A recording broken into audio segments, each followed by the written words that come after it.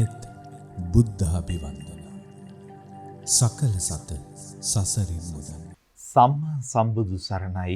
පින්වත් ඔබ හැම දෙනාටම උතුම් සද්ධර්මයේ ශ්‍රවණය කරන්නට නිබඳව ඔබට අවස්ථා සලසා දෙන බුදුරුවන්ගේ හදවතෙහි නාලිකාවේ මෙත් බුද්ධාභිවන්දන උතුම් සද්ධර්ම දේශනාවකුයි අප මෙලෙස ආරම්භ කරන්නේ.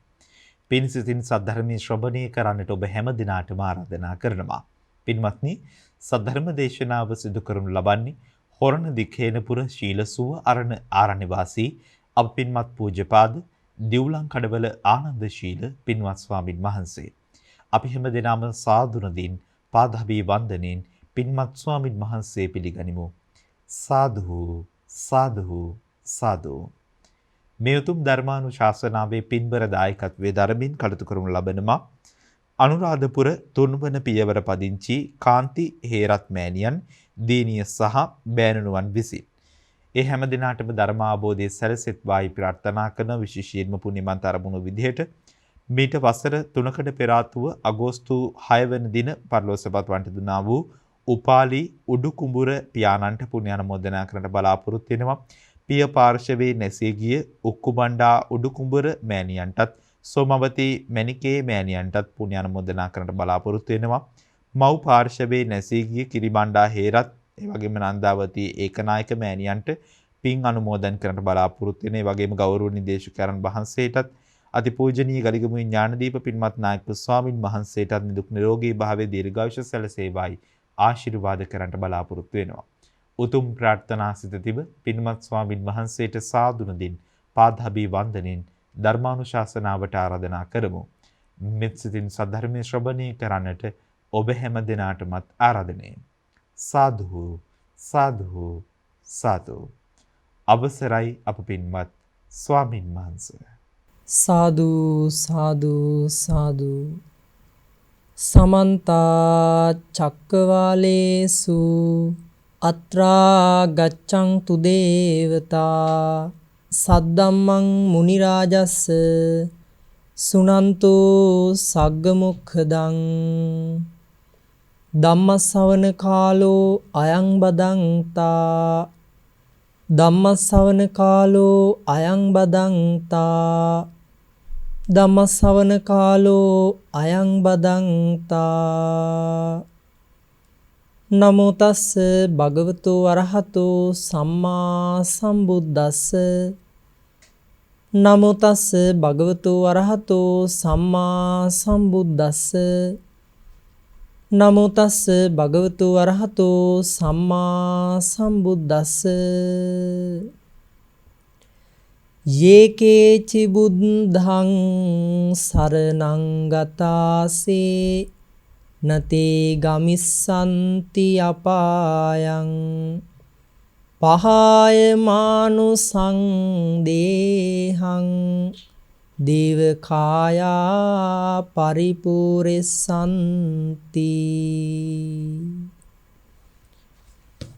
හැම දිනාටම තෙරුවන් සරණ ප්‍රාර්ථනා කරමින් අද ඔබ හැම දිනා මේ උදානම් වෙන්නේ ඔබ හැම දෙනාගේම ජීවිතේට ධර්මාවබෝධයේ පිණිස බුදුරජාණන් වහන්සේ විසින් දේශනා කරපු උතුම් වූ ධර්මයෙන් පුංචි කොටසක් ඔබ අපි හැම දෙනාගේම නිවන් අවබෝධයේ පිණිස යන ගමන තමන්ගේ ජීවිතවල තියෙන වැරදි අඩුපාඩු මග හරවාගෙන මේ උතුම් වූ ධර්මයේ තුලින් ධර්මාවබෝධයේ තුල යන ගමන පෝෂණය කර ගැනීම සඳහා තමයි අද මේ උතුම් වූ ධර්මානුශාසනා ඔබ අපි හැම දිනාගේම ජීවිතයට එකතු කරගන්නේ. බුදුරජාණන් වහන්සේ පෙන්වන්නේ දානයන් අතර උතුම්ම දාණය තමයි ධර්ම දාණය. සබ්බ දානං ධම්ම දානං ජිනාති කියනවා. සියලු දානයන් අභිභවනය කරන උතුම් වූ දානයක් තමයි ධර්ම දාණය. කෙනෙක්ගේ සංසාර ගමනක්ම සූපත් කරන්න පුළුවන් මේ උතුම් වූ ධර්මය. ඔබ හිතන්න මෙහෙම කෙනෙක් වැරදි අඩුපාඩු එක්ක බොහෝ වෙලාවට අපි දකින පුද්ගලයෙක් නම් ඒ කෙනාගේ ජීවිතේ ගොඩාක් වැරදි අඩුපාඩු කරන පුද්ගලයෙක්. හැබැයි යම් මොහොතක ඒ කෙනාට බණක් අහන්න ලැබෙනවා. කවුරු හරි අපි හිතමු මේ පින්වත් පිරිස හරි නැත්නම් කවුරු හරි දායකත්වයක් ගත්ත පිරිසක් බොහොම සද්ධාවෙන් බුදුරජාණන් වහන්සේගේ ධර්මය අනේ අපිටත් නිවන් දැකලා තව පිරිසකටත් ධර්ම අවබෝධයේ පිණිස මේ උතුම් වූ ධර්මයේ දානය කරන්න ඕන කියන බොහොම සද්ධාවෙන් චේතනාවෙන් මාධ්‍යයක් ඔස්සේ හරි ධර්ම දාන පින්කමක් කරනවා. ඕක ඇහෙනවර වැරදි අඩුපාඩු කර කර ඉන්නේ මේ මිනිස්සයාට. ඇහිලා හු හිතනවා ඇත්ත නෙමෙයි කියන්නේ. මගේ ජීවිතේ අඩුපාඩු තියෙනව නේද? මම වැරදි කර කර මේ විදිහට හිටියොත් මට ඒකාන්තයෙන්ම අපායට තමයි යන්න වෙන්නේ. අන්න ඒක නා ජීවිතේට තමන් අර ඇහිච්ච බන තමන්ගේ ජීවිතේට අරගෙන ඒක නා තමන්ගේ වැරදි අඩුපාඩු ටික ටික හරි හදාගන්න. එතකොට බලන්න බොහෝ වැරදි අඩුපාඩු තිබුණත් මරණින් මත්තේ නිරේට යන්න ඉන්න පුද්ගලයෙක් සමහර වෙලාවට. හැබැයි බුදුරජාණන් වහන්සේගේ බණ පදයක් ඇහිලා ඒ කිනාගේ මුළු ජීවිතේම වෙනස් කරගෙන සංසාර ගමනක්ම සූපත් කරගන්න. බොහොම ලස්සන දේශනාවක් තියෙනවා පින්වත්නි. එක ස්වාමීන් වහන්සේ නමක් උන්වහන්සේ වැඩ හිටිය ආරණ්‍යයේ තඹහැලියක් තිබිලා තියෙනවා. මේ තඹහැලියට උන්වහන්සේ හැමදාම වන්දනා කරනවා. මේක අනිත් දැන් ඔබ හිතන්න සාමාන්‍යයෙන් තඹහැලියක් කිව්වම නිකන් අපි කවුරුත් ඔබ ඔබේ ගෙදර ගැන හිතන්න.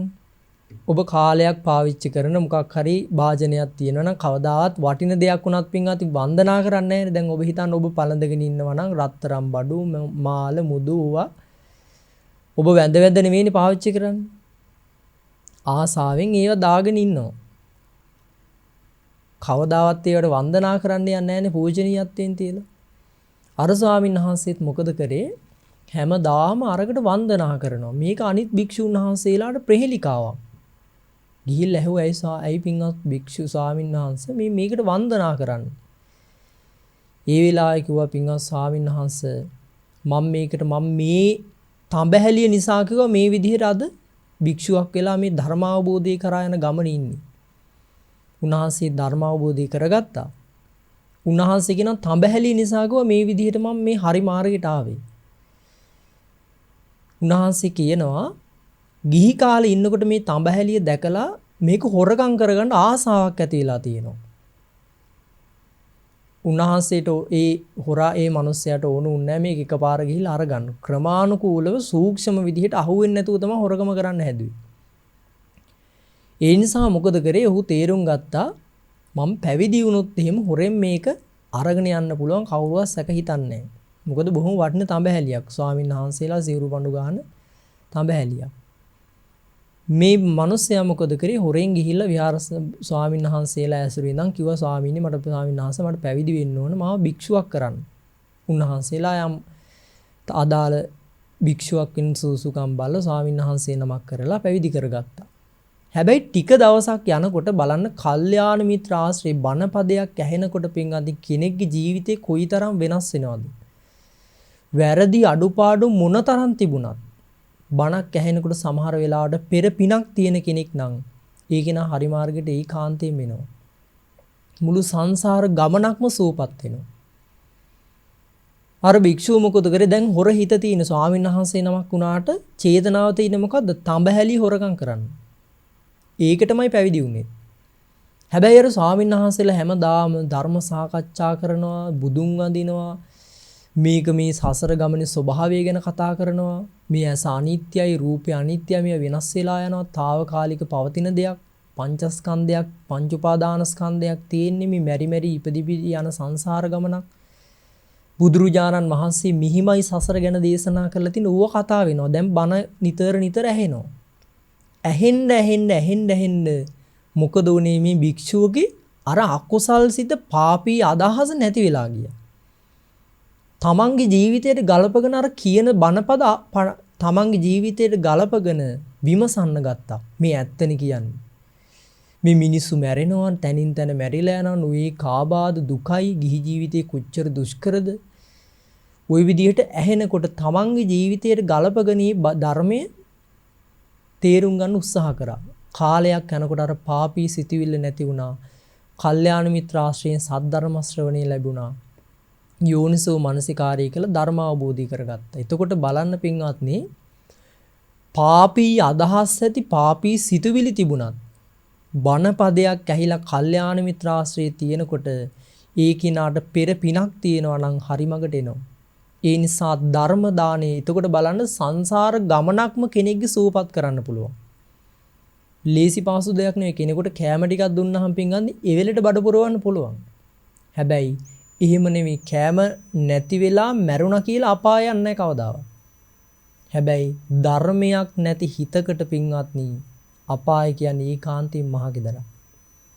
ඒ නිසා ඔබ අද මේ කරන පින්කම මතක තියාගන්න විශාල විදිහට මහත්ඵල මහානිසංසදායක කුසලයක්. ලෝකේ දානයන් අතර උතුම්ම දාණය මීට වඩා පින්වත්නි දෙයක් කෙනෙකුට දීලා ආනිසංස ලබන්න බෑ. මොකද ධර්මයේ කියන එක ලෝකෙට පහළ වෙන්නේ බුදු කෙනෙක් මේ ලෝකේ සම්බුද්ධත්වයේ ලබා ගත්තොත් විතරයි. දානයන් අතර උතුම්ම දාණය තමයි ධර්ම දානය. පින්කම් මේ පින්වත් හැම දිනාගේම ජීවිතය අද සිද්ධ කරගන්න දවස. පින්වත්නි මම මාත්‍රිකා කරපු ගාථාව ඔබ නිතර සමහර වෙලාවට අහලා ඇති.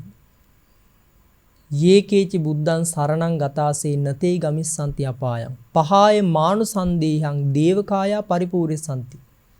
මේක තියෙන්නේ මහා සමය සූත්‍රයේ බොහෝම බල සම්පන්න දෙවි කෙනෙක් ඇවිල්ලා බුදුරජාණන් වහන්සේ ඉදිරියේ ඇවිල්ලා වන්දනා කරලා කියන ගාථාවක් බොහෝම ලස්සනයි. පින්වත්නි ඔබ අපි හැම දිනාටම මේ ලැබිලා තියෙන වටිනා අවස්ථාව ගැන අපි දැනගන්න ඕන. මොකද දැන් ඔබ හිතන්න මෙහෙම මණිකක වටිනාකමක් මේ ලෝකේ ඉන්න කවුරු හරි ඔබ අපිට කියලා දුන්න නැත්තම් අපි කවුරුත් දන්නවද පින්වත්නි මේ මණික මේ තරම් වටිනවා කියලා? සමහර වෙලාවට අපි හිතමු මණිකක් ගැන ජීවිතේට අවබෝධයක් නැති කෙනෙක්. මණික මොකද්ද මේකෙන් තියෙන ප්‍රයෝජනෙ මොකද්ද මේක කොච්චර වටිනවද ඕක අපි කවදාවත් අහලත් නැහැ දන්නෙත් නැහැ. හැබැයි අපිට වටින විශාල මණිකක් හම්බෙනවා. අපි සමහරවල් නිකන් ගල් කැටයක් කියලා සමහරවල් විහික් කළා දායි. හැබැයි ඔබට යම් දවසක අහන්න ලැබෙනවා මෙහෙම මණිකක් මේ වගේ දේවල් ලෝකේ තියෙනවා. මේවා මෙච්චර වටිනවා. ඒ වගේම ලොකු මණිකක් හම්බුනොත් තමන්ගේ ජීවිතේම සාර්ථක කරගන්න ඔහොම අහන්න ලැබෙනවා. අර කලින් හම්බෙලා අයින් කරලා දාපු විසික් කරලා දාපු මණික් කැටේ ඒ මණික් ගල අර කිනාට මතක් වුණාට පස්සේ විශාල දුකක් හට ගන්නවද නේද? අයියෝ මං කරගත්ත දෙයක්. මට හම්බිච්ච මණික් ගලක් නේද මං අයින් කරලා තියෙන්නේ මේ තරම් වටින එකක් කියලා මං දන්නේ නැහැ. එතකොට බලන්න මේ මනුස්සයාගේ ජීවිතේට මේ මනුස්සයා ඒ දේ හම්බෙලත් ඒකේ වටිනාකම නොදන්න නිසා කාලයක් ගියාට පස්සේ හම්බෙනකොට පින්වන්දි ඒක තියෙනකොට ඒක තමන් අයින් ජීවිතෙන් ඒ මනුස්සයා අයින් කරපු නිසා ඒ ගැන වටිනාකම අහන් ලැබෙනකොට ඒ කෙනාට විශාල දුකක් ඇති වෙනවා. මොකද හරියට මේ මණික වටිනාකම දැනගත්තේ නැති හින්දා කලින් දැනගෙන හිටපු නැති හින්දා. ඒ නිසා අපි දක්ෂ වෙන්න ඕන පින්වත්නි මේ අපිට දැන් කන්න බොන්න තියෙනවද නැද්ද? තියෙනවා. හැබැයි මේ කාලේ අමාරුයි. ලංකාවේ මිනිස්සු දුක් විඳිනවා වේලක් කන්න නැහැ වේලක් කර වේලක් කන්න සමහරලාට දිමාපියෝ දරුවෝ අරන් ගඟවල් වලට පයින්නවා වැව් වලට පයින්නවා කෝච්චි වලට බෙල්ල තියෙනවා ওই වගේ නොයේක් දේවල් අද සමාජ පින්වත් අපිට අහන්න ලැබෙනවා. මිනිස්සු සල්ලි වලට දැන් කරන්න නොකරන දෙයක් නැති තරම් මිනිස්සු ඝාතනය කරනවා. දේශී මිනිසුන්ගේ හිත් කුපිත වෙලා එතකොට අපිට පේන සමාජයේ පින්වත්නි මහා අකුසල් වලින් පිරිච්ච මිනිස්සුන්ගේ ජීවිතවල දුකම තියෙන පරිසරයක් තමයි පවතින්නේ. අපිට දකින්න ලැබෙන්නේ අපිට නිතර අහන්න ලැබෙන්නේ. අපි උදේ ඉඳන් හවස වෙනකන් නිවුස් බැලුවත් අපිට අහන්න තියෙන්නේ පින්වත්නි දවසේ විච්ච මහා දුක්බරිත සිදුවීම් මිනිස්සුන්ගේ කතා විලාප ඕවා තමයි අහන්න ලැබෙන්නේ. අපේ ජීවිතවල තියෙන ස්වභාවයක් තමයි පින්වත්නි අපේ ජීවිතයේ වටිනාකම තේරුම් නොගත්තොත් අපිට ලැබිලා තියෙන වටිනාම දේවල් වල වටිනාකම නොදැනගත්තොත් අපිට මේ ලැබිලා තියෙන අවස්ථාව ගැන අපි නොදැනගත්තොත් පින්වත්නි අපිට මේ ලැබිච්ච ජීවිතයක් හරියට මිත්‍යා දෘෂ්ටික මතවාද දරන ලෝකේ සාමාන්‍යයෙන් ඉපදිලා කාලා බීලා ජීවත් වෙලා මැරිලා යන පුද්ගලයෙක්ගේ ස්වභාවයටමපත් වෙනවා. දැන් බලන්න තිරිසංගත සත්තු ගන්න ඔබ දැකලා තියෙන ඔය නොඑක් සුනකයෝ ඉන්නවා සමහර ගෙවල් වල හොඳට කන්න බොන්න තියෙනවා හොඳ ඇඳවල නිදා ගන්න මැරිලා යනවා එහෙම කාලයක් ගියාට පස්සේ. එතකොට එහෙම ජීවත් වෙන සතෙකුගේ ජීවිතයත් සහ අපිට ලැබිච්ච මේ ජීවිතයත් අපි වටිනාකම තේරුම් නොගත්තොත් අපිට ලැබිලා තියෙන දේවල් වල වටිනාකම තේරුම් නොගත්තොත් කාලා බීලා ජීවත් වෙලා විනෝද වෙලා අර තිරිසංගත සතෙකුගේ ස්වභාවය තුල ජීවත් වෙන ජීවිතේ වගේම අපේ ජීවිතයත් පත් වෙනවා පින්වත්. ඒ නිසා අපි දක්ෂ වෙන්න ඕන අපිට මේ ලැබිලා තියෙන දේවල් වල වටිනාකම තේරුම් ගන්න.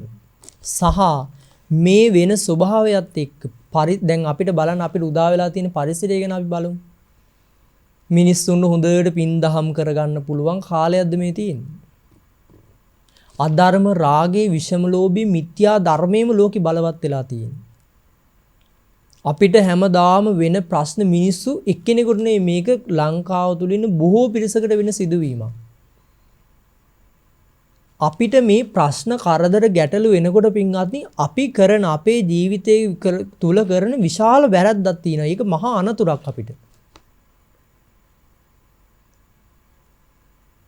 අපි බැරි වෙලා හරි පින්වත් දැන් ඔබ හිතන්න අපි බුදුන් වඳිනවා. අපි භාවනා කරනවා. අපි ගුණධර්ම දියුණු කරනවා.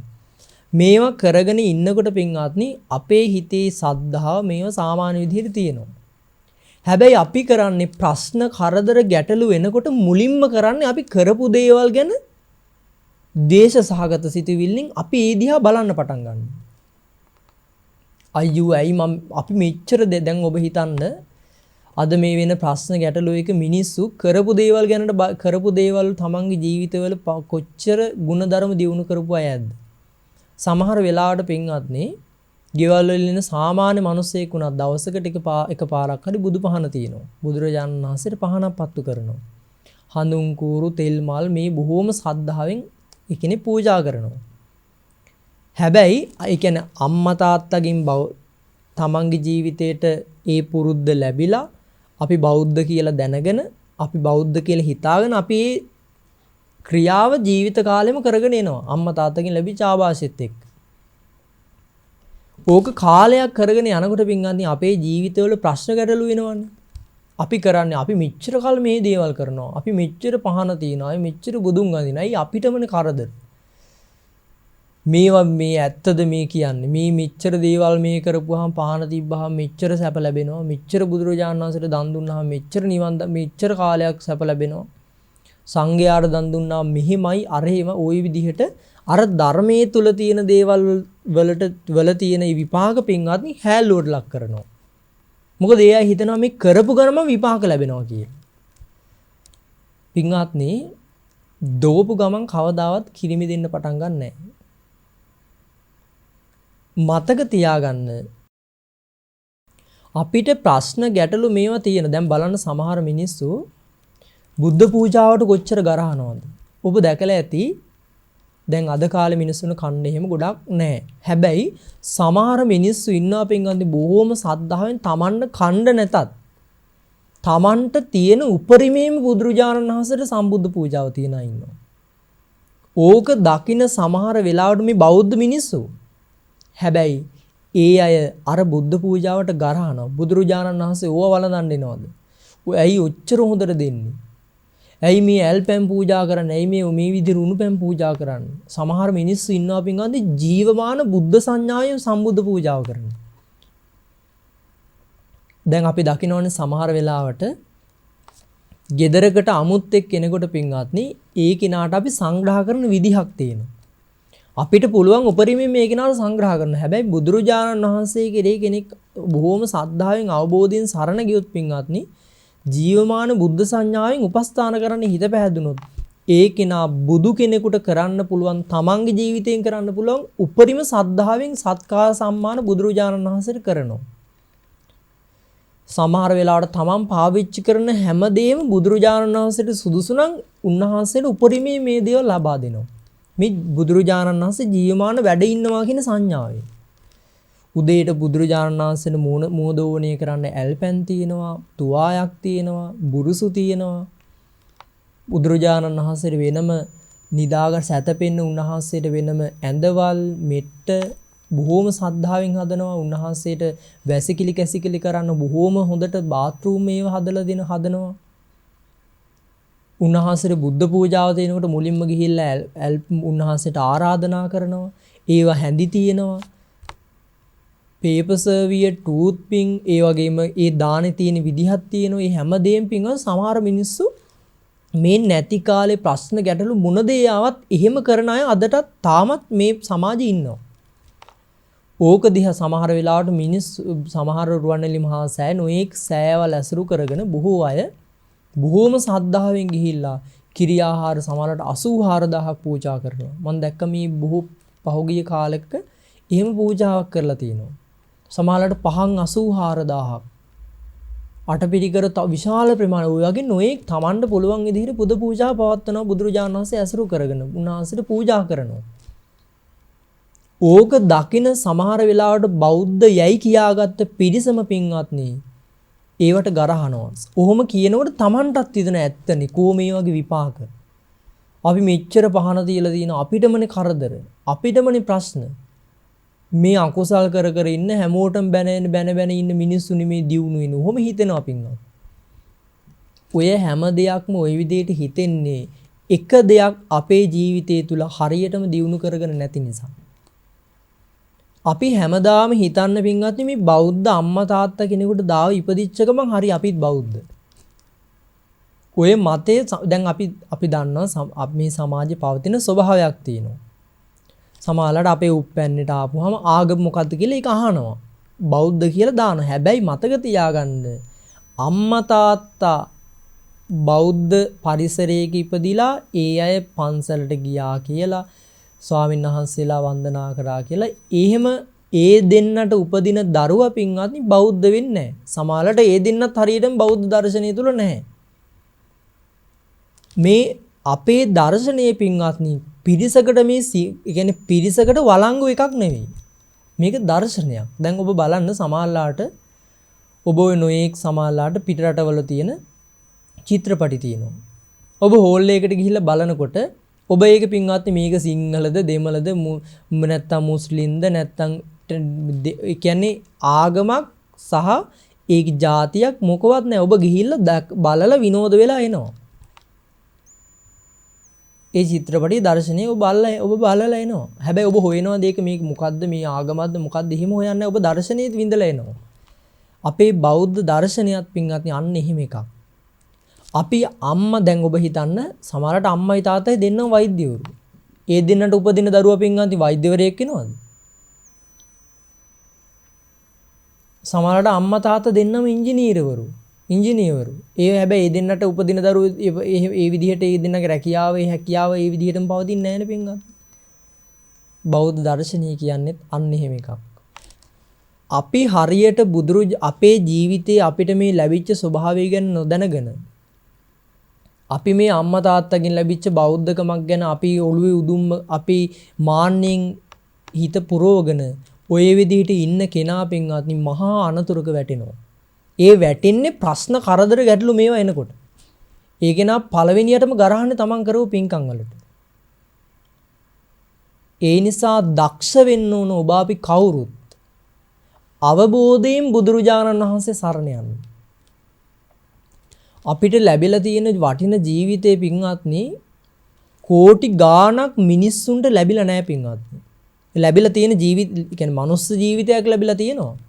හැබැයි මතක තියාගන්න ඒ අයට මනුස්ස ජීවිතේ ලැබෙන්න ඕන උපරිම වටිනාම දේවල් ලැබිලා නැහැ.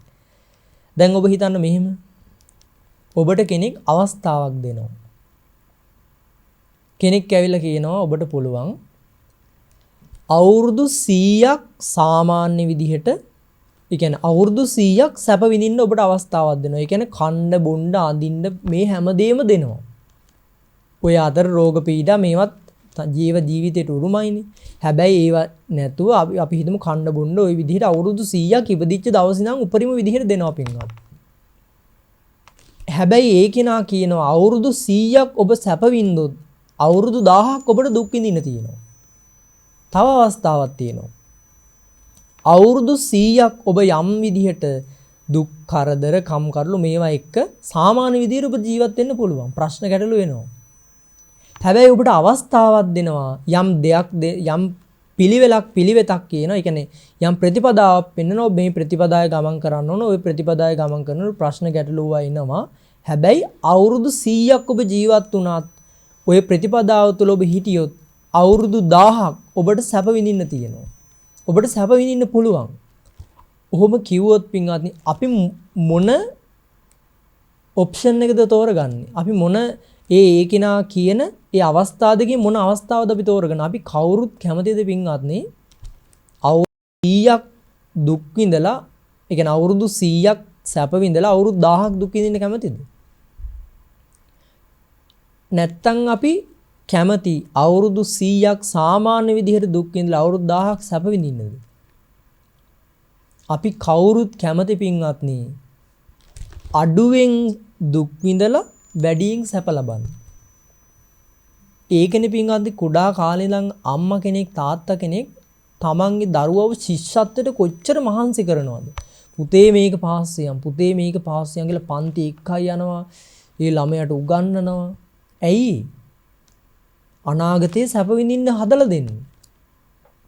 O level පාස් වෙන්න කියලා කොච්චර දරුවන්ට සමහර දරුවෝ ඉන්නවා. ඕව පාස් නොවුනහම ගෙදරින් කරන මේ බලපෑමත් එක්ක ෆේල් වුනහම ජීවිතේ නැති කරගන්න දරුවෝ ඉන්නවා. හැබැයි එච්චර මහන්සිලා කැපකිරීමක් කළ උගන්වන්නේ ඇයි? හොඳ අධ්‍යාපනයක් ලබා දෙන්නේ ඇයි? දරුවගේ ඉදිරි අනාගතේ සැපවත් වෙන්න කියලා ප්‍රාර්ථනාවෙන්. සමහර වෙලාවට A level කරන දරුවෙක් තෝරගන්න විෂය අමාරු වුණත් ඒ අමාරු විෂය ඒකේන අවුරුදු දෙකමාර තුල පාඩම් කරනවා, නිදි වරාගෙන මහන්සියෙන් පන්ති යනවා, කැපකිරීම කරනවා, එළි වෙනකම් පොත් පාඩම් කරනවා, සමහර නිින්ද යනකොට කකුල් දෙක බේසන් වල දාගෙන පාඩම් කරනවා.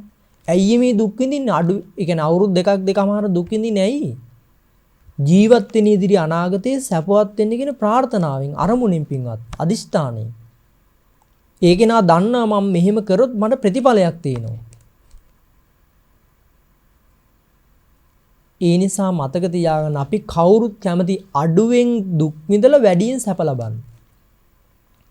ඒ නිසා අන්න ඒ වගේ තමයි පින්වත්නි සමහර වෙලාවට අපිට හිතෙන අපිට මේ වෙන ප්‍රශ්න ගැටලු මේවත් එක්ක මේ ලෝකේ තියෙනවා පින්වත්නි සාමකාමීව ජීවත් වෙන රටවල්. ඒ කියන්නේ මිනිස්සු සතුටින් ඉන්නවයි කියලා හිතාගෙන ඉන්න රටවල් තියෙනවා.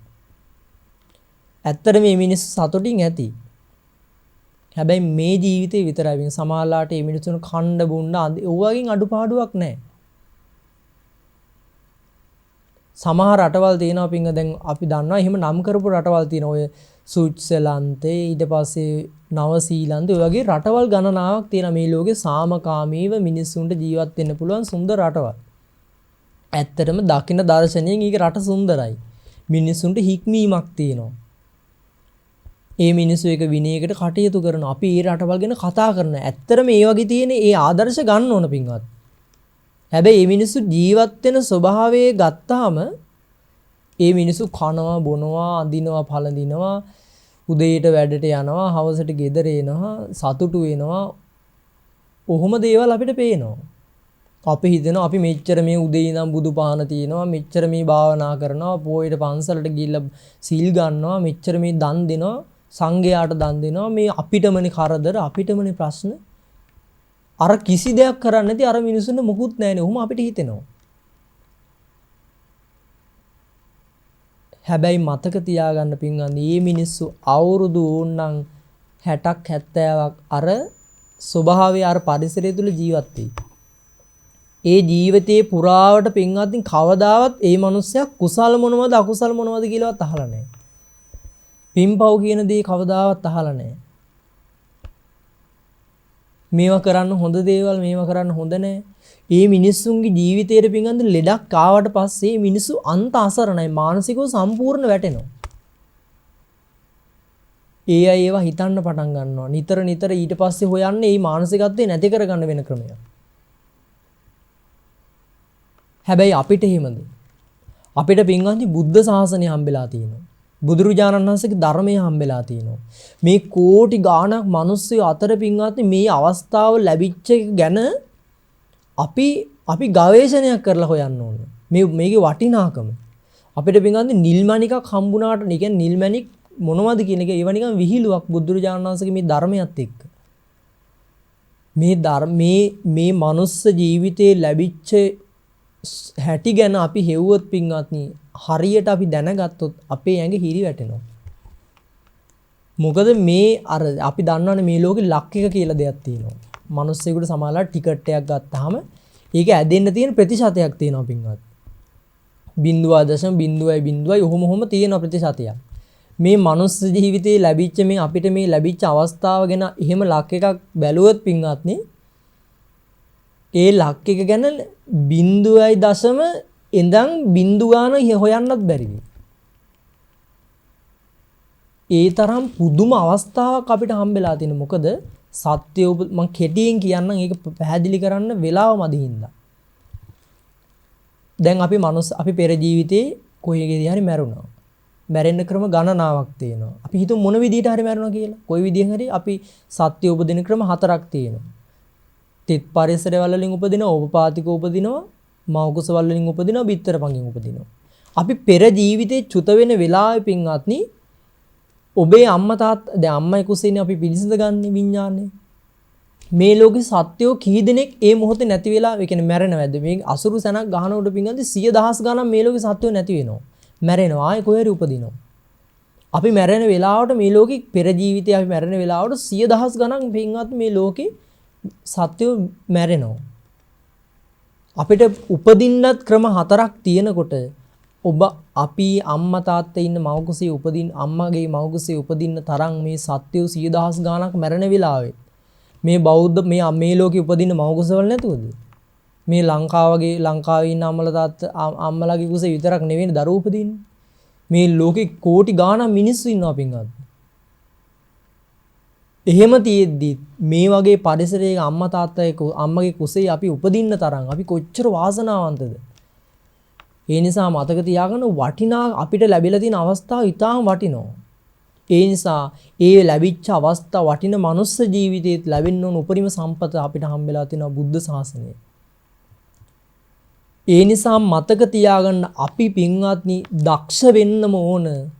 අපි මේ බෞද්ධ අපේ අම්මා තාත්තා බෞද්ධ ඔහොම මේ මතය අයින් කරන්න. ඔබ හිතන්න ඔබ බෞද්ධයෙක් නෙමෙයි. හරියට බෞද්ධයෙක් වෙන ක්‍රමයක් තියෙනවා පින්වත්. හරියට මේ දර්ශනය තුල ඉන්න විදිහක් තියෙනවා. ඒකිනා කවමදාකවත් තමන්ගේ ජීවිතයේ ප්‍රශ්න ගැටලු වෙනකොට තමන් කරව පින්කම් වලට ගරහන්නේ නැහැ පින්වත්. ඒකිනා තමන් අනුගමනය කරව ප්‍රතිපදාවට ධර්මයට ගරහන්නේ නැහැ කවදාවත්. ඒකිනා ඒ වෙලාවට තමයි ඒ ධර්මයෙන් ප්‍රයෝජනෙ ගන්න දක්ෂ වෙන්නේ. අපේ බුදුරජාණන් වහන්සේගේ ධර්මයේ ඒ වෙලාවට තමන්ට වැඩි වැඩියෙන් හිතෙන්න පටන් ගන්නවා පින්වත්. කෙනෙක් ඒ නිසා තමයි අර ගාථාවෙන් පෙන්වන්නේ අර බ්‍රහ්ම දේවතාව ඇවිල්ලා බුදුරජාණන් වහන්සේට වන්දනා කරලා කියන්නේ ස්වාමීනි යේකේචි බුද්ධං සරණං ගතාසේ තථාගතයන් වහන්සේ අවබෝධයෙන් බුදුරජාණන් වහන්සේ කෙනෙක් සරණ ගියොත් නතේ ගමිස්සන්ති අපායන් ඒකිනා කවමදාකවත් අපායකට යන්නේ නැහැ පින්වත්නි. පහාය මානුසන්දේහං මේ මනුස්ස ලෝකෙන් ඒකිනා මැරෙනවත් එක්කම දේවකායා පරිපූර්ණසන්ති ඒකිනා දෙව්ලොව කියන සම්පූර්ණ කරන්නේ. ඒ කියන්නේ දෙව්ලොවට ඒකාන්තයෙන් යනවා පින්වත්. අවබෝධයෙන් ඒ කියන්නේ අපි ඇයි මේ බුදුරජාණන් වහන්සේ සරණ යන්නේ? ඇයි මම මේ බුදුරජාණන් වහන්සේ පිහිට කරගන්නේ පිළිසරණ කරගන්නේ? ඇයි මම බුද්ධං සරණං කියලා කියන්නේ? මේක අපි දැනගන්න ඕන. එහෙම දැනගත්තොත් තමයි පින්වත්නි අපි ඇත්තටම අවබෝධයෙන් බුදුරජාණන් වහන්සේ සරණ ගිහිල්ලා ශාස්ත්‍රීය තනතුරේ අපේ භාග්‍යවත් වූ සම්මා සම්බුදුරජාණන් වහන්සේ තියාගන්න අපි දක්ෂ වෙන්නේ. අන්න එහෙම යම්කිසි කෙනෙක් අවබෝධයෙන් බුදුරජාණන් වහන්සේ සරණ ගියාද ඒකිනා කිසිම දවසක අපායකට යන්නේ නැහැ පින්වත්. ඔබ නිතර දක්ෂ වෙන්න මම ඇයි මේක හොයන්න. ඇයි මම බුදුරජාණන් වහන්සේ සරණ යන්නේ? දැන් ඔබ හිතන්න මෙහෙම. ඔබ ඔබේ දරුවට ආදරේ නම් පින්වත්නි ඒ දරුවා යම් විභාගයක් අපි හිතමු A level කරන්න පටන් ගත්ත කියලා. අමාරු විෂයක් තෝරගන්නවා. එතකොට ඒ විෂයට අදාළව ගුරුවරු ගොඩාක් මේ සමාජයේ ඉන්නවා. හොයන්න පටන් ගන්නවද නැද්ද හොඳම ගුරුවරයා කවුද කියලා? ඔබ ඒ ගුරුවරයා ගාවට යවන්නේ ඇයි? ඒ ගුරුවරයා ඒ දේ දැන දන්නවා විශ්වාසය මත යවන්න ඔබ. ඔබ ගුරුවරයා ගැන ඒ දරුවා යවන්න කලින් හොයනවා පින්වත්නි. ඒ ගුරුවරයා මොන වගේද, කොයි වගේ පිරිසක් පාස් වෙලා ඉන්නවද, මොනවද ඒ ගුරුවරයාගෙන් මගේ දරුවට ලැබෙන්නේ, පාස් වෙන්න පුළුවන්ද? මේවා අපි හොයනවා. ඔබ අපි හැමදෙනා මතක තියාගන්න ඕන අපේ ජීවිතයේ ඇයි මම බුදුරජාණන් වහන්සේ වෙනුවෙන් වෙන් කරන්නේ? ඇයි මම උන්වහන්සේට පින්වත්නි බුද්ධං සරණං ගච්ඡාමි කියලා වන්දනා කළ උන්වහන්සේ සරණ යන්නේ ඇයි? අපි හොයන්න ඕන පින්වත්නි. අපි ඒක දැනගන්න ඕන. අන්න එහෙම දැනගත්තොත් තමයි පින්වත්නි අපිට පුළුවන් වෙන්නේ අවබෝධයෙන් බුදුරජාණන් වහන්සේ සරණ ගිහිල්ලා මේ ධර්මයේ තුල හරියටම බුද්ධ ශ්‍රාවකයෙක් වෙන්න. බුදුරජාණන් වහන්සේගේ ශ්‍රාවකයෙක් වෙන්නේ අන්න එතකොට පින්වත්නි. එතකොට කවදාවත් උන්වහන්සේගේ ධර්මයේ සරණ යන ආර්ය මහා සංඝරත්නයේ සරණ යනවා පින්වත්නි. මේ දර්ශනේ කවදාවත් මරණින් මත්තේ ලැබෙන දර්ශනයක් නෙවෙයි, මේ ජීවිතේ විපාක තියෙනවා. ප්‍රශ්න ගැටලු මේවා එනකොට පින්වත්නි කවදාවත් ඒ කෙනා ධර්මයටවත් බුදුරජාණන් වහන්සේටවත් ගරහන්න පටන් ගන්න නැහැ. ඒ කෙනාට ඒ වෙලාවට හිතෙනවා මට වගේම නේද බුදුරජාණන් වහන්සේටත් උනේ. උන්වහන්සේ මෙච්චර අසංකේය ගණන් සසර පාරමී පුරලා ගුණධර්ම දියුණු කරගෙන ආපු මහා පින්වන්ත කෙනෙක්. හැබැයි උන්වහන්සේගේ ජීවිතේට ප්‍රශ්න කරදර මේවා මේක ලෝක ධර්මතාවයක්. මේ මං කරගත්ත දේවල් විපාකයක් මම මේ විඳින්නේ. මොකද පින්වත්නි කාල විපත්ති කියලා දෙයක් තියෙනවා. අපි කොච්චර පින් කරත් අකුසල් බහුල දුක් විපාක සහිත කාලයක නම් පරිසරයක නම් ඉන්නේ. අපි කොච්චර පින් කරත් ඒක කාලානුරූපීව පින්වත් අපිට විපාක දෙනවා. අපි පින් කරා කියලා ඒ විපාක ඒ පින විපාක දෙන්නේ අර මහා අකුසල් ගොඩක් ඒ වගේම අකුසල් විපාක දෙන පරිසරයක් තියෙනකොට. අනික මතක තියාගන්න මේ ලෝකේ වාසනාවන්ත කියලා පිරිසක් ඉන්නවනම් ඒ බුදුරජාණන් වහන්සේව සරණ ගිය බුද්ධ ශාසනය ඇසුරු කරගෙන ගුණධර්ම දියුණු කරන පිරිස විතරමයි පින්වත්නි. මොකද අපේ ජීවිතේට මේ කලාතුරකින් ලෝකෙ පහළ වෙන බුදුරජාණන් වහන්සේගේ ධර්මය ලැබිලා තියෙනවා. ඒ ධර්මයේ තුල අපි පිහිටලා ඉන්නවා. දැන් ඔබ හිතන්න ඔබේ ජීවිතේ ඔබ කොච්චර ගුණධර්ම දියුණු කරලා ඇද්ද? ඔබ ඔබේ අද්දකින් බුදුරජාණන් වහන්සේට කොච්චර පහන් පූජා කරලා ඇද්ද? කොච්චර සුවඳුම් පූජා කරලා ඇද්ද? කොච්චර සංඝයා අරමුණු කරගෙන දානි පූජා කරලා ඇද්ද? හැම මාසෙකම සමහර වෙලා හැම දෙනා බොහෝ නිවෙස්වල ස්වාමීන් වහන්සේලාට ගිහිලා පින්වත් හැම මාසෙකම දානි පූජා කරන ඔබේ අද්දකින් කොච්චර ඔබ මහන්සි වෙලා විහෙර විහාරස්ථාන අමදලා ඇද්ද? බුදුරජාණන් වහන්සේගෙන් කැපකිරීම කරලා ඇද්ද? ඒ නිසා මෙන්න මේවා හිතා පින්වත්නි අපේ මේ අපේ හිත කුසලයෙන් පෝෂණය කරගන්නවා. මොකද ප්‍රශ්න කරදර මේවා අපි කාටත් එනවා. ඒක ලෝක ධර්මතාවයක්. බොහොම ලස්සන දේශනාවක් තියෙනවා පින්වත්නි. ඔබ අහලා ඇති අනාථපිණ්ඩික සිටුතුමා. මේ අනාථපිණ්ඩික සිටුතුමා කියන්නේ බොහොම ශ්‍රද්ධාව ඇති බුදුරජාණන් වහන්සේගේ අග්‍රදායකයෙක්. අනාථපිණ්ඩික සිටුතුමා සෝවාන්ලා හිටි ඔබ දන්නවා ජේතවනාරාමේ පූජා කරනකොට මේ අනාථපිණ්ඩික සිටුතුමා ඒ ජේත කියන කුමාරයාගෙන් ඒ උයන ගන්නම කහවණු 18000ක් උයනෙම ඇතුරුවා කියනවා. කහවණු 18000ක් ගියා කියන මුළු ආරාමයේම සම්පූර්ණ කළ බුදුරජාණන් වහන්සේට ඇතුළු බුද්ධ ප්‍රමුඛ සංඝයාට වැඩ ඉන්න ආරාමය හදන්න. ඒ ආරාමේ ගන්න උත්සවයට කියන සංඝයා ආරමුණු කරගෙන දන් දීලා ඒ උත්සවේ ගන්න තව 1000 කහවණු 18000ක් ගියා කියනවා. 54 කෝටියක් වේදම් කරලා තමයි ජේතවනාරාමේ බුද්ධ ශාසනයට පූජා කරේ. මහා පින්කම් කරපු මහා සත්පුරුෂ කල්යාණ මිත්‍රයෙක් මේ ශාසනයේ හිටපු බුදුරජාණන් වහන්සේගේ අග්‍රදායකයෙක්. හැමදාම සංඝයාට දන් දෙනවා. හැබැයි මතක තියාගන්න මේ කොච්චර සල්ලි මිල මුදල් තිබුණත් පින්වත්නි මෙතුමගේ කාලයක් උදා වුණා නැත්තටම තමන්ගේ ගාව තිබිච්ච සියලු ධනෙ නැති වෙලා ගියේ. මෙතුම බොහොම සාධාරණ විදිහට මිනිස්සුන්ට සල්ලි දුන්නා. තමන්ගේ ධනෙ ගොඩ ගහලා තිබුණේ ගංගා අසබඩක් අතර තිබුණු ගබඩාවක. විශාල වර්ෂාවක් ඇහැලා පින්වත්නි මුළු අර එක් දවසක අර ගබඩාවම ගහගෙන ගියා මහ මුහුදට. මිනිස්සුන්ට සල්ලි දුන්නයි මේ සල්ලි මිනිස්සු ගෙනත් දුන්නේ පස්සේ. උන අකුසල් විපාක දෙන්න පටන් ගත්තට පස්සේ පින්වත්නි සියල්ලම මෙතුමගේ නැත්තරම නැති වෙලා ගියේ. හැබැයි මෙතුම කවදාවත් මම මෙච්චර මේ ආරාම පූජා කරා මෙච්චර සංඝයාට දන් දුන්නා නේද? කෝ මේ වගේ විපාක ඕව හොයන්න ගියේ නෑ.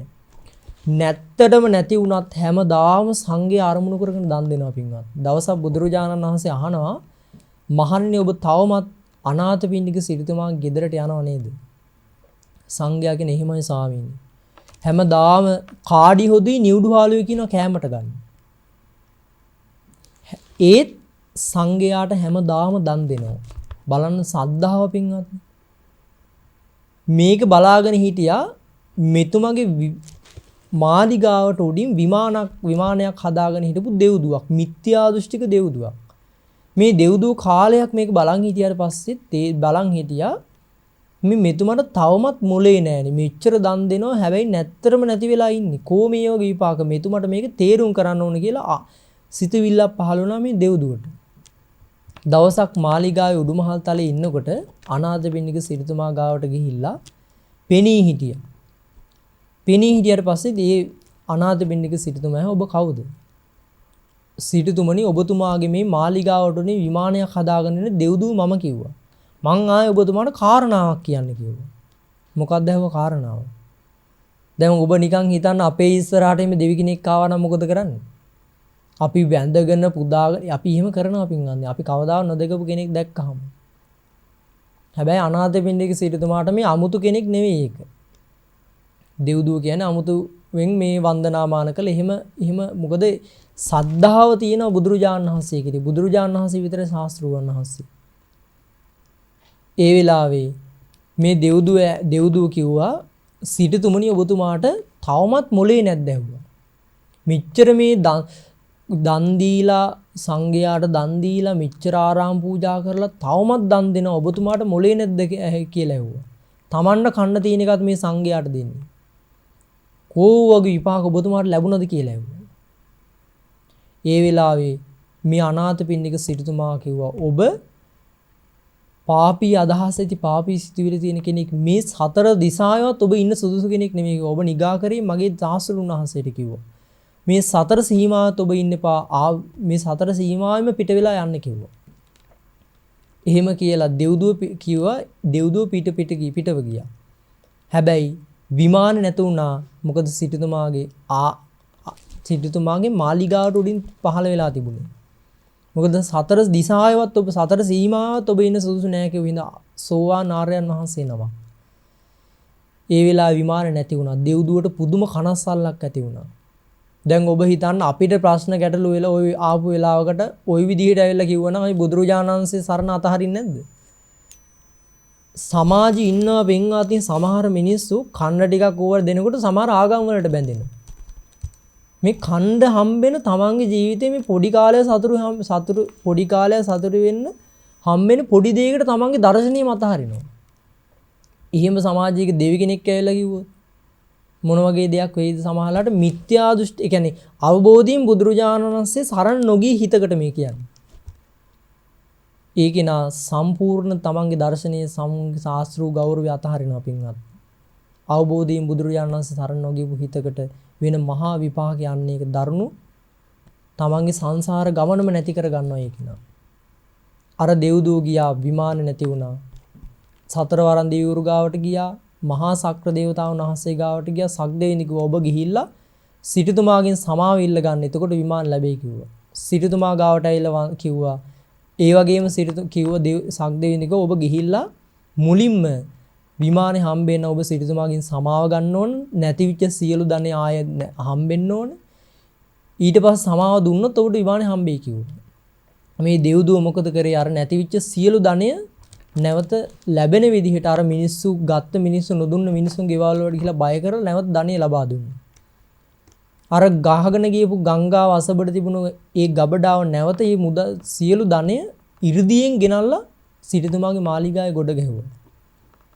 ඊට පස්සේ සිටුතුමා ගෑනලා සමාව ගන්නකොට කිව්වා සිටුතුමා කිව්වා මගෙන් නෙමෙයි සමාව ගන්න ඔබ ගිහලා බුදුරජාණන් වහන්සේගේ සමාව ගන්න.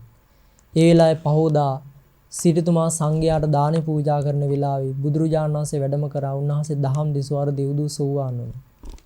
බලන්න පින්වත්නි අපේ ජීවිතේට ওই දේ සම්බන්ධ කරලා ගත්තොත් අපි මුලින්ම කරන්නේ අපිට ලැබිච්ච බුදුරජාණන් වහන්සේගේ සරණ අපි නැති කර ගන්නවා. ඒ නිසා ඔබ අපි හැමදෙනාම දක්ෂ වෙන්න ඕන කොයිතරම් ජීවිතේට ප්‍රශ්න ගැටලු ආවත් අපි බුදුරජාණන් වහන්සේ ධර්ම රත්නේ ආර්ය මහා සංඝ රත්නේ සරණ නැති කරගන්න නැතුව අපේ ජීවිතේ අපේ හිත පරිස්සම් කරගන්න. ඔබ අහලා දෙන සුප්පබුද්ධ කුෂ්ඨ රෝගය ගැන. කුෂ්ඨ හැදිලා අන්තිමේදී බුදුරජාණන් වහන්සේගේ බණ අහලා සෝවාන් වුණා. සක්දෙවිඳු බැලුවා මේ කෙනාගේ මේ හිත වෙනස් කරන්න පුළුවන්. ගිහිල්ලා කිව්වා ඔබේ තියෙන ඔය කුෂ්ඨ ටික නැති කරලා දෙන්න. ඔබට ලස්සන මාලිගාවක් හදලා දෙන්නම්. ඔබට පුළුවන් දැව බුදුරජාණන් වහන්සේ නෙමෙයි ධර්ම රත්නේ නෙමෙයි ආර්ය මහා සංඝ රත්නේ ඔය වගේ සරණ නැති කරගන්න පුළුවන්ද කියලා ඇහුවා. මට මොන දේ දුන්නත් මම ඒක නැති කරගන්නේ නැහැ කිව්වා. මොකද එදා සෝවාන් වුණා ආර්යයන් වහන්සේ නමක් වුණා. ඒ නිසා පින්වත්නි අපි ආර්ය තත්ත්වයට තාම ඒ කියන්නේ සෝවාන් නොවුණත් අපි දක්ෂ වෙන්න ඕන අවබෝධයෙන් බුදුරජාණන් වහන්සේ සරණ යන්න. එහෙම නොගියොත් ඔබ අපි හැමදෙනාම ඉන්නේ පින්වත්නි මහා අනතුරක. මේ තියෙන අනතුරකට වඩා පින්වත් මේක මහ භයානකයි.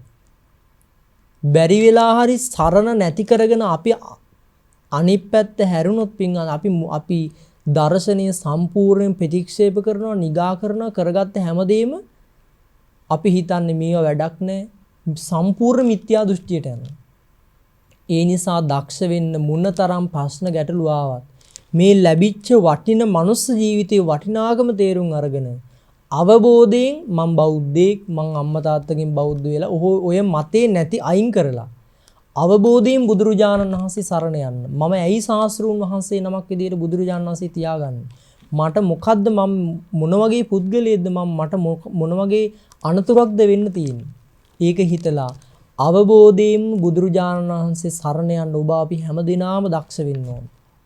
එහෙම කෙනෙක් අවබෝධයෙන් බුදුරජාණන් වහන්සේ සරණ ගියොත් පින්ගන්නේ ඒ කෙනා කවදාවත් අපායට යන්නේ නැහැ. ඒ කෙනා බුදුරජාණන් වහන්සේ සරණ ගිහිල්ලා ධර්මය අනුගමනය කරලා ආර්ය මහා සංඝ රත්නයේ වැඩම කරා වගේ තමන් වහන්සේලා පිළිවෙලින් පිළිවෙලට මේ ආර්ය තත්ත්වයටපත් වුණා වගේ ඒ කෙනා දක්ෂ වෙනවා පිළිවෙලින් පිළිවෙලට පින්වත් පියවරෙන් පියවරට ඒ ගමන යන්න. ඔබ හැම දිනාටම මේ උතුම් ධර්මානුශාසනාව බුදුරජාණන් වහන්සේව අවබෝධයෙන් සරණ ගිහිල්ලා මේ ලැබිච්ච මනුස්ස ජීවිතේ වටිනාකම තේරුම් අරගෙන අපිට මහා එන ප්‍රශ්න ගැටලු ඔස්සේ මේ සරණ නැති කරගන්න නැතුව ධර්මයේ තුලම හිත පිහිටවගෙන ධර්මයෙන්ම මේ ලෝකේ ස්වභාවය දැකලා ධර්මාවබෝධය කරා යන ගමන ශක්තිමත් කරගන්න ඔබ හැමදිනාට මේ ධර්මානුශාසනාව ලක්වාසී ලෝවාසී හැමදිනාටම මේ උතුම් ධර්මානුශාසනාව නිවන් දොරටුවක් බවට පත් වේවා කියලා ආශිර්වාද කරනවා. ධර්ම ශ්‍රවණය කරපු ලක්වාසී ලෝවාසී හැමදිනාටමත් මේ උතුම් ධර්මානුශාසන නිවන් දොරටුවක් බවට පත් වේවා. මේ පින්වත් හැමදිනාම නිදුක් වේවා නිරෝගී වේවා සුවපත් වේවා කරන කියන කටයුතු රැකරක්ෂා කටයුතු ඒ සියල්ලක්ම සර්ව ප්‍රකාරයෙන්ම සාර්ථක වේවා. කායික මානසික සුවය ඇති වේවා. දෙවියන්ගේ දිව්‍ය ආශිර්වාදී රැකවරණී තුරුණුවන්ගේ ආශිර්වාදී ලැබේවා. මේ පින්වත් හැමදෙනා ඇතුළු ලක්වාසී ලෝවාසී හැමදෙනාටම ධර්මාවබෝධයේ පිණිස මේ උතුම් කුසල් පාරමිතා ධර්මයක් වේවා කියලා ආශිර්වාද කරනවා. හැමදෙනාටම තෙරුවන් සරණයි. උතුම් වූ සද්ධර්මයේ ශ්‍රවණය කළ හැමදෙනාටම ධර්මාවබෝධය වේවායි ප්‍රාර්ථනා කරනවා. පින්වත්නි සද්ධර්ම දේශනාව ලෙස ධර්මානුකූලව සිදු කරන්ට දුනේ හොරණ දිඛේනපුර ශීල සුව අරණ ආරණ්‍ය වාසී අප පින්වත් පූජ්‍යපාද දෙව්ලං කඩවල ආනන්ද ශීල පින්වත් ස්වාමින් වහන්සේ. අපි හැමදෙනාම සාදු නදින් පින්වත් ස්වාමින් වහන්සේට පුණ්‍යානුමෝදනා සිදු කරමු. සාදු සාදු සාදු.